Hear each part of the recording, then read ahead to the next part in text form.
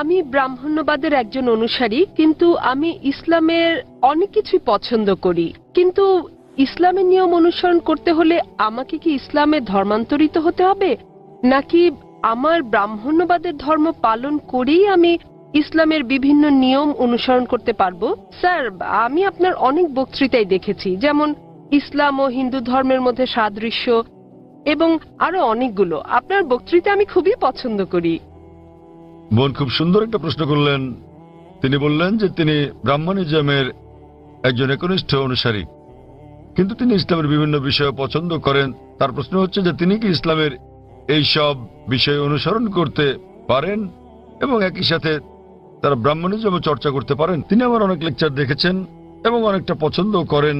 বোন, প্রথমে আপনাকে বলি যে ইসলাম বা মুসলমান হওয়া কোনো উপাধি নয়। ইসলাম আবিধানিকভাবে বোঝায় শান্তি, যা পাওয়া যায় নিজেকে আল্লাহর কাছে সমর্পণ করে।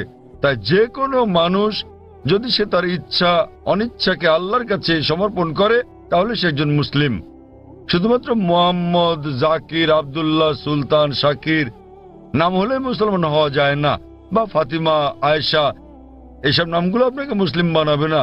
মুসলমান মানে যে তার ইচ্ছা অনিচ্ছাকে আল্লাহর কাছে সমর্পণ করে। তো প্রথমেই খুঁজে বের করতে হবে আপনাকে মহান আল্লাহর আদেশ কি। বোন বলেছেন যে তিনি ব্রাহ্মণিজমের একজন একনিষ্ঠ অনুসারী এবং তিনি ইসলামেরও বিভিন্ন বিষয় পছন্দ করেন। আর তিনি আমার অনেক টেপ, অনেক বক্তৃতা দেখেছেন যার মধ্যে ইসলাম ও হিন্দুইজমের সাদৃশ্য আছে।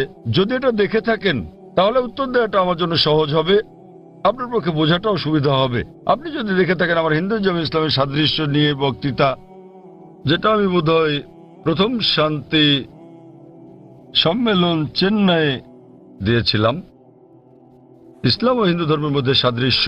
বোন, আপনি যদি ভেবে দেখেন, এমনকি যদি হিন্দু ধর্মের বইগুলোও পড়ে থাকেন, হিন্দু ধর্মগ্রন্থগুলো বলে যে নিজের ইচ্ছাকে ঈশ্বরের কাছে সমর্পণ করবেন। কিন্তু আমি যেটা বললাম যে সময়ের সাথে সাথে পূর্বের সকল ধর্মগ্রন্থ আগের মতো অবিকৃত অবস্থায় নেই। সেগুলো বিকৃতি এসেছে, জালিয়াতি হয়েছে, দুর্নীতি ঘটেছে। বেশিরভাগ পণ্ডিতগণই এই ধর্মগুলোর বিষয়ে, হোক সেটা হিন্দুইজম অথবা হোক খ্রিস্টানিজম অথবা ইহুদি ধর্ম, তারা একমত যে তাদের ধর্মগ্রন্থগুলো অবিকৃত রূপে সংরক্ষিত নেই।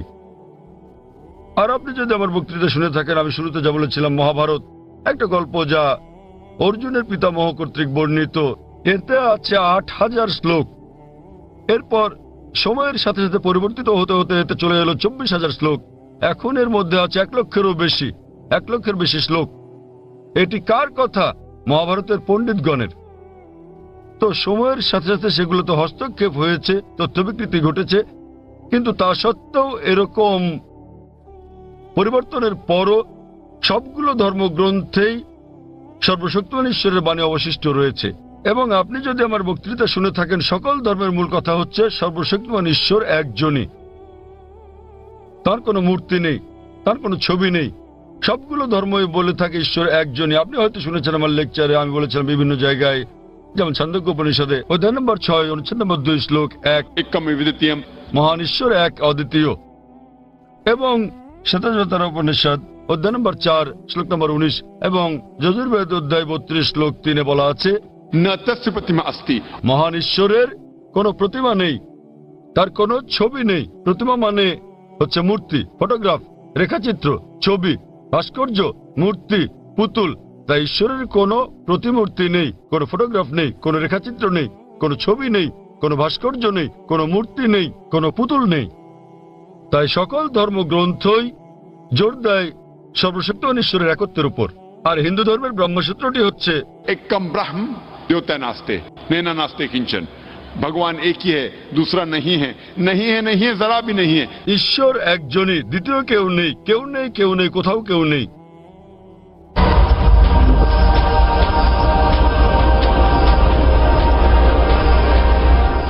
এবার আসি মূল প্রশ্নে, যা হলো একজন কট্টর ব্রাহ্মণ হয়েও আপনি ইসলামের শিক্ষা অনুসরণ করতে পারবেন কিনা। বোন, একজন সাধারণ ব্রাহ্মণের পক্ষে মুসলিম হওয়ার চেষ্টা করাটা কঠিন। কিন্তু যদি কঠোর ব্রাহ্মণ হয়ে থাকেন, বেদকে কঠোরভাবে মেনে চলেন, তাহলে আপনার ইচ্ছা অনিচ্ছা ঈশ্বরের কাছে সমর্পণ করতেই হবে। আপনি যদি সাধারণ ব্রাহ্মণ হয়ে থাকেন যে কিছু নিয়ম মানেন আবার কিছু মানেন না, তাহলে আপনার পক্ষে ঈশ্বরের কাছে নিজের ইচ্ছাকে সমর্পণ করা কঠিন হবে। কিন্তু যদি কঠোর ব্রাহ্মণ হয়ে থাকেন, বেদকে কঠোরভাবে মেনে চলেন, তাহলে আগে আমি যা বলেছি আপনাকে মানতেই হবে। 3টি পংক্তি আমি বলেছি যে আপনাকে এক ঈশ্বরে বিশ্বাস করতে হবে, আপনি মূর্তি পূজা করতে পারবেন না। আপনাকে বিশ্বাস করতে হবে যে ঈশ্বর এক, তার কোনো প্রতিচ্ছবি নেই, কোনো ফটোগ্রাফ নেই, কোনো মূর্তি নেই। এবং যদি আপনার ধর্মগ্রন্থগুলো পড়ে থাকেন, সেগুলোতে সর্বশেষ এবং চূড়ান্ত নবী মুহাম্মদ সাল্লাল্লাহু সাল্লামের আগমনের কথা উল্লেখ করা হয়েছে।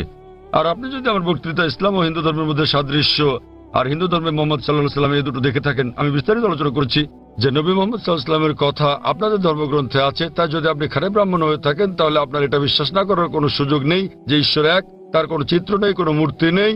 এবং আপনাকে এটা বিশ্বাস করতে হবে যে মহান ঈশ্বরের সর্বশেষ দূত, সর্বশেষ বার্তাবাহক কল্কি অবতার হচ্ছেন নবী মুহাম্মদ সাল্লাল্লাহু সাল্লাম। কিন্তু যখন আপনার ধর্মগ্রন্থ বলে যে আপনাকে কল্কি অবতার চূড়ান্ত দূতকে অনুসরণ করতে হবে, তো যখন আপনি এই দূত নবী মুহাম্মদ সাল্লাল্লাহু আলাইহি ওয়াসাল্লামের বাণীগুলো পড়বেন, তখন আপনি দেখবেন যে এই কথাগুলো আপনার ধর্মগ্রন্থগুলোতে যা লেখা আছে তার সাথে মিলে যাচ্ছে।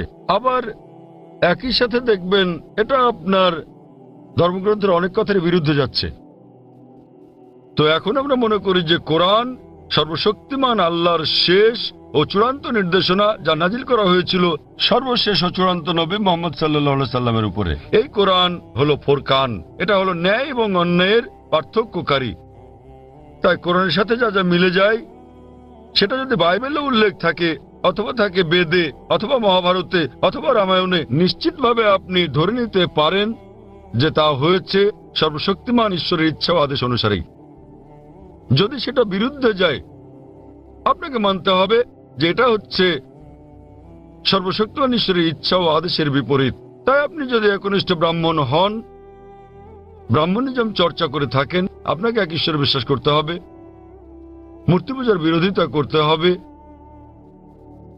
আর আপনি যদি আমার সেই বক্তৃতা ইসলাম ও হিন্দু ধর্মের সাদৃশ্য শুনে থাকেন, সেখানে যা বলা হয়েছে, আপনি যদি কমপক্ষে ইনশাআল্লাহ এগুলো আপনাকে জান্নাতে নেওয়ার জন্য যথেষ্ট হবে ইনশাআল্লাহ। তাই আপনি যদি আমার বক্তৃতা ইসলাম ও হিন্দু ধর্মের মধ্যে সাদৃশ্য শুনে থাকেন, সর্বশক্তিমান ঈশ্বরের একত্ববাদ সম্বন্ধে, নবী মুহাম্মদ সাল্লাল্লাহু আলাইহি সাল্লাম সম্বন্ধে, কিভাবে সালাত আদায় করা যায়, মদ খাওয়া যাবে না, শুকরের মাংস খাওয়া যাবে না, যা কোরআনের সাথে সাথে আপনাদের ধর্মগ্রন্থ বলা আছে, আপনাদের বেদে শালীনতার বিষয়ে বলা আছে যে মহিলাদের নিজেদের আবৃত রাখা উচিত, যা কোরআনেও বলা আছে। তাই আমার সেই বক্তৃতায় যা যা আমি বলেছি, আরো অনেক বিষয় আছে, কিন্তু আপনি যদি শুধু এই বিষয়গুলো ভালোভাবে অনুসরণ করেন বোন, ইনশাল্লাহ ইনশাল্লাহ এগুলো আপনাকে এই পরীক্ষায় পাশ করিয়ে দেওয়ার জন্য যথেষ্ট। আপনি চাইলে আরো অনেক কিছু অনুসরণ করতে পারেন, কিন্তু কমপক্ষে এই বিষয়গুলো, এই প্রধান বিষয়গুলো যা আমি উল্লেখ করেছি, কিন্তু আপনার ধর্মগ্রন্থে যা বিতর্কিত, আপনার তা অনুসরণ করা উচিত নয়। কারণ আপনাদের পণ্ডিতগণই বলেন যে এটা সময়ের আবর্তনে পরিবর্তিত হয়ে গেছে। আমাদের বুঝতে হবে যে এই বিষয়গুলো হচ্ছে তথ্য বিকৃতি, হস্তক্ষেপিত, সত্যের অতিরঞ্জন। তাই মিলগুলো শুধু অনুসরণ করেন, ইনশাল্লাহ ইনশাল্লাহ আপনি একজন ভালো ব্রাহ্মণ হতে পারবেন। আপনি নিজ ধর্মগ্রন্থের অনুশাসন মেনে চলেন, যা ফুরকান এবং কোরআনের সাথে মিলে যায়, এবং ইনশাল্লাহ একজন নিয়মনিষ্ঠ মুসলমানও হতে পারেন। তো আশা করি ইনশাল্লাহ যে সর্বশক্তিমান আল্লাহ আপনাকে হিদায়াত দান করুন। বোন, আপনি কি বিশ্বাস করেন ইসলাম ও হিন্দু ধর্মের সাদৃশ্য নিয়ে আমি আলোচনায় যে কথাগুলো বলেছিলাম? হ্যাঁ স্যার, পুরোপুরি। বোন, আমার লেকচারের কথাগুলোর সঙ্গে আপনি একমত? জি স্যার। আপনি কি নিয়মগুলো মানতে রাজি আছেন? হ্যাঁ হ্যাঁ, রাজি আছি। তাহলে আপনি যেহেতু এগুলো মানতে রাজি আছেন, আমি যা বলেছি, সুতরাং আপনি প্রকৃতই নিজের ইচ্ছা অনিচ্ছাকে আল্লাহর কাছে সমর্পণ করলেন। আরবিতে আপনি বলতে পারেন মুসলমান, বাংলায় বলতে পারেন আল্লাহর কাছে নিজের ইচ্ছাকে সমর্পণকারী। তো যদি একমত হন যে ধর্মগ্রন্থগুলোতে বলা আছে এক ঈশ্বরের উপাসনা করতে হবে, তিনি ছাড়া আর উপাস্য নেই, মূর্তি পূজা করা অন্যায়, আপনি যদি সর্বশেষ ও চূড়ান্ত নবী কল্কি অবতার মুহাম্মদ সাল্লাল্লাহু আলাইহি সাল্লাম এবং তার শিক্ষার উপর বিশ্বাস রাখেন, তাহলে আমার মতে, আমি যদি আরবিতে বলি, আমাকে বলতে হবে যে আপনি ইসলাম ধর্ম পালন করছেন এবং আপনি একজন মুসলিম। বোন, আপনি কি একমত আছেন? জি স্যার, একমত। তাহলে আপনি কি জনসমক্ষে বলতে পারবেন যে আরবি নিয়মে আপনি একজন মুসলিম? বোন, আপনি কি আরবি নিয়মে ঘোষণা দিতে পারবেন এটা? যেহেতু আপনি মেনে নিয়েছেন একজন ঈশ্বর এবং নবী মোহাম্মদ সাল্লাল্লাহু আলাইহি সাল্লাম সর্বশেষ ও চূড়ান্ত নবী, তো আপনি কি ঘোষণা দিতে পারবেন যে আপনি একজন মুসলিম? আমি বলছি না যে আমি একজন মুসলিম, যদিও আপনি যা বলেছেন আমি তার সাথে একমত। এখন আপনি যদি মেনে নেন যে ঈশ্বর একজন এবং তার হ্যাঁ। কোনো মূর্তি বা ছবি নেই এবং একমাত্র তারই উপাসনা করতে হবে, আর আপনি যদি মেনে নেন যে নবী মোহাম্মদ সাল্লাল্লাহু আলাইহি সাল্লাম আল্লাহ প্রেরিত দূত, এই দুটোই যথেষ্ট আপনাকে ইসলাম ধর্মের জগতে নিয়ে আসার জন্য। আপনি পাশ করেছেন। অন্যান্য বিষয়গুলো পরে আসবে। তো আপনি যদি মানেন ঈশ্বর এক, তার কোনো প্রতিচ্ছবি নেই, আপনি যদি মূর্তি পূজা করতে অস্বীকার করেন এবং আপনি মানেন যে নবী মোহাম্মদ সাল্লাল্লাহু আলাইহি সাল্লাম শেষ ও চূড়ান্ত নবী, তাহলে আপনি এই জগতে প্রবেশ করতে পারবেন ইনশাআল্লাহ, অথবা সঠিকভাবে বলতে গেলে এই জীবন দর্শনে। এবং ইনশাআল্লাহ এভাবে চর্চা চালিয়ে গেলে আপনি কি এই জীবনধারায় আসতে চান বোন? ঈশ্বর চাইলে হ্যাঁ, এই তো ইনশাআল্লাহ, মাশাআল্লাহ। তো বোন, আমি আবারও আপনাকে জিজ্ঞেস করতে চাই আনুষ্ঠানিকভাবে, বোন, আপনি কি বিশ্বাস করেন যে এক ঈশ্বর? হ্যাঁ করি। বিশ্বাস করেন যে সর্বশক্তিমান ঈশ্বর ছাড়া আর কারো উপাসনা করা উচিত নয়? হ্যাঁ হ্যাঁ। আপনি কি একমত যে মূর্তি পূজা ঠিক নয়? পুরোপুরি না হলেও কিছুটা একমত। না, দেখলেন তো, পুরোপুরি না কিছুটা, এটাই বলতে পারছেন না। আপনি এটা বলতে পারেন না যে কেকটা খেতে চাই, পেতে চাই। মূর্তি পূজা করা সঠিক নয়, নতুবা সঠিক। এর মানে ঈশ্বরের কাছে প্রার্থনার জন্য আপনার মূর্তি পূজার সাহায্য নিতে হবে না, কোনো মূর্তি পূজা করতে হবে না। আপনি কি মানেন যে ঈশ্বরের কোনো প্রতিরূপ নেই? হ্যাঁ। আচ্ছা, আপনি মানেন, এর মানে আপনি বলছেন ঈশ্বরের কোনো প্রতিমূর্তি নেই? হ্যাঁ। ঠিক আছে। আপনি কি মানেন যে নবী মোহাম্মদ সাল্লাল্লাহু আলাইহি সাল্লাম সর্বশেষ চূড়ান্ত নবী? আমি আসলে এইটুকু পর্যন্ত ভালো করে জানি না, কিন্তু অন্যগুলো আপনি যা বলেছেন আমি মানছি, কিন্তু আমি আসলেই সর্বশেষ বিষয়গুলো জানি না। আপনি কি মানেন যে তিনি আল্লাহ প্রেরিত দূত? হ্যাঁ মানি। আপনি মানেন তিনি আল্লাহর দূত? হ্যাঁ। চমৎকার, চর্চাটাই আসল। একজন নির্ভেজাল মুসলিম হওয়া সহজ কথা নয়, আমরাও চেষ্টা করছি। তো বোন, আমি যদি বলি আপনি কি আমার সাথে কালিমায়ে শাহাদা পাঠ করবেন? আপনি কি শাহাদাত পাঠ করবেন, যা আসলে আরবিতে একটা ঘোষণা, ওই একই কথা যা আমি বলেছি যে আল্লাহ ছাড়া কোনো প্রভু নেই আর নবী মোহাম্মদ সাল্লাল্লাহু আলাইহি সাল্লাম তার দূত? আরবিতে এটা বলতে চান? হ্যাঁ স্যার, বেশ, অবশ্যই। আমি আরবিতে বলবো, আপনি আমার সাথে সাথে বলবেন, আর পরে এটার অনুবাদও বলবো। ঠিক আছে।